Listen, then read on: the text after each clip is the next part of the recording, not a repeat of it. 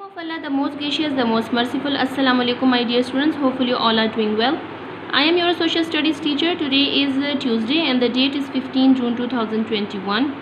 We have started the topic eclipse of lesson number 2. In our previous video, we have studied about the lunar eclipse. I hope that you have understood about that topic. And today, the half part of that topic we are going to start. And the half part of the eclipse is about the solar eclipse. So let's open your book, page number 15. Okay, so today's the topic is total, partial and the annular solar eclipse. Total मुकम्मल, partial आधा, annular solar Eclipse यानी कि जब सूरज गिरन होता है तो उसमें जो हमें जो एक फॉर्म बनती है शेडो की, वो बिल्कुल ऐसे होती जैसे कि आपने रिंग पहनी हुई हो और बाकी बिल्कुल ब्लैक होते, जैसे कि आपको साइड पे ये पिक्चर भी नज़र आ रही है। ठीक है, ये आपको जो है गोल बिल्कुल एक रिंग की तरह नज़र आ रही है, एक छल्ला नज़र आ रहा है अंगूठी का, तो ये बिल्कुल इस तरह रिंग होता है और बिल्कुल दरमियान में जो है ब्लैक हो जाता है। इसको एनुलर सोलर इक्लिप्स कहा जाता है। When the moon comes between the earth and the sun, it casts a shadow on the surface of earth. यानी कि जब चांद किसके दरमियान आता है,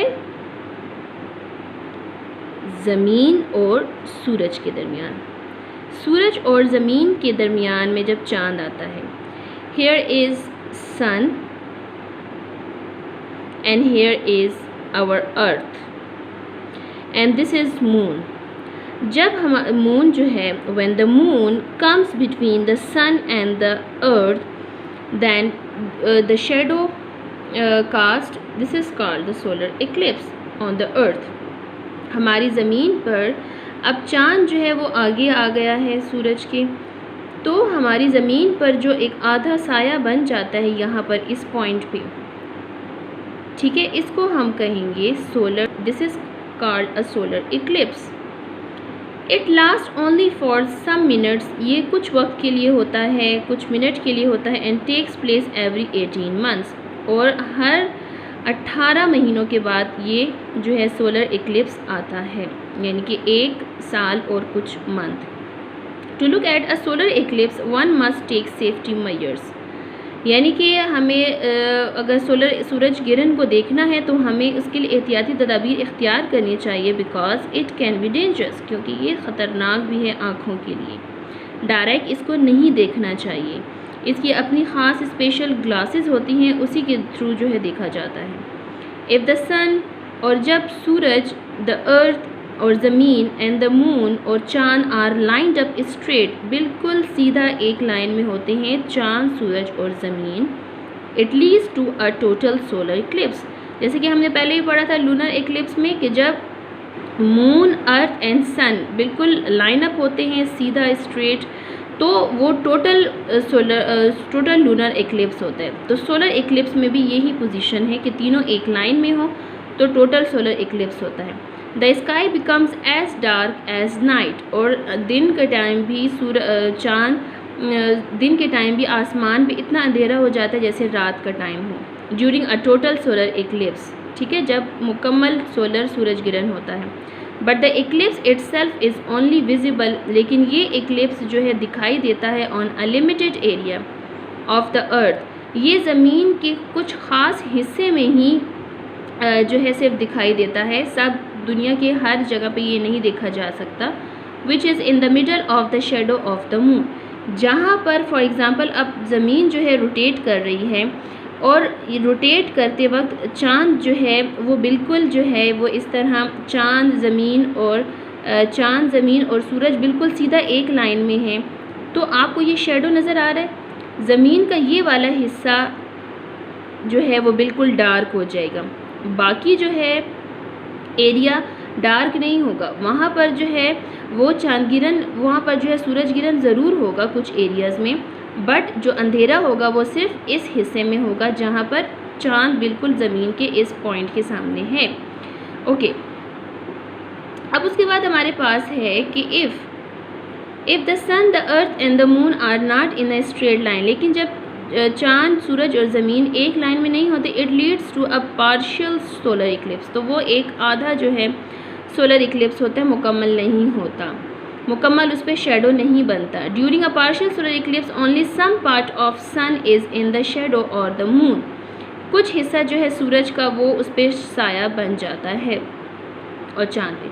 When the moon is furthermost from the earth, और जब चाँद जो है वो जब चाँद जो है ज़मीन के आगे आ जाता है तो फिर क्या होता है, it looks like a black disc in front of the sun. Black disc का मतलब है जैसे कि आपने एक सीडी देखी होगी और सीडी का कलर आप ब्लैक कर दें तो बिल्कुल उसी की तरह जो है गोल ब्लैक डिस्क की तरह चाँद लगता है। This is known as the an annular eclipse, और बिल्कुल रिंग फॉर्म जैसे मैंने आपको ऊपर बताई है। अब हमारे पास जो है नेक्स्ट टॉपिक है and that is the last topic of this our lesson. Continents कहते हैं बरे आज़म को, यानी ज़मीन का खुश्की वाला एरिया जो है उसको कॉन्टिनेंट कहते हैं, एंड द ओशन समंदर को कहा जाता है। मैंने आप लोगों के लिए एक डायग्राम सी स्मॉल सी बनाई है समझाने के लिए। आप समझे ये हमारी ज़मीन है, ज़मीन को 3 हिस्सों में डिवाइड किया गया है, तो उसका तीसरे 3 हिस्सों में जो एक हिस्सा है उस पे जो है खुश्की का इलाका है और बाकी 2 हिस्से जो हैं वो पानी हैं। खुश्की का इलाका जो है वो हमारे पास 29% है और बाकी जो पानी है अल्लाह ताला ने ज़्यादा रखा हुआ है ज़मीन पर वो 71% है। Almost 1/3 or the 29% of the Earth's surface is covered by the large areas of land known as continents। जो बात मैंने आपको बताई है 29% और 1/3%। This land is where the majority of population lives। और ये वो एरिया है जहाँ पर हमारे ममालिक हैं और जहाँ पर लोग आबाद हैं। There are the 7 continents। आपने याद रखना है कि आप पहले भी सोशल स्टडीज़ की बुक्स में पढ़ते आ रहे हैं और अब भी आपने याद रखना है कि टोटल कॉन्टिनेंट्स आर द 7 और उनके नेम हैं Africa, Asia, Antarctica, north America, south America, Oceania and Europe. Asia जो है वो हमारा मुल्क पाकिस्तान, इंडिया, चाइना, अफ़गानिस्तान, ये सारे जो है एशिया के कंट्री उसमें कॉन्टिनेंट में हैं।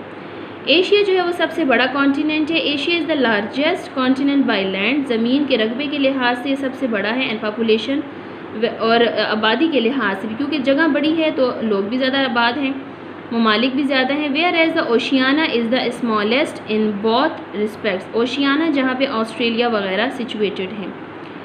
All these continents are further divided into countries, और फिर इन कॉन्टिनेंट्स में फर्दर जो है क्या है, अलग अलग कंट्रीज़ हैं। जैसे कि एक घर में जो है मुख्तलिफ रूम्स होते हैं, इसी तरह एक कॉन्टिनेंट में मुख्तलिफ जो है कंट्रीज़ होते हैं। The rest of the earth surface which is more than 2/3 or the 71% is covered by the giant water bodies called ocean। जो मैंने आपको पहले बताया कि 71% जो है ज़मीन का एक बड़ा हिस्सा जो है पानी पर मुश्तमिल है, जिसे हम ओशन कहते हैं। giant water यानी कि बहुत ज़्यादा मिकदार में जो है पानी का होना।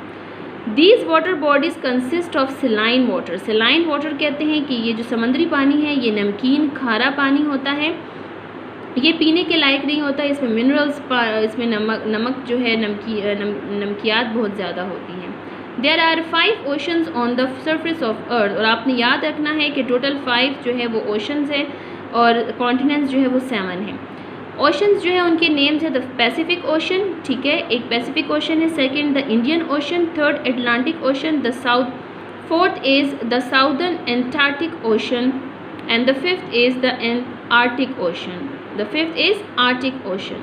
ये आपने नेम्स इनके याद रखने हैं। The largest of the oceans is the Pacific ocean.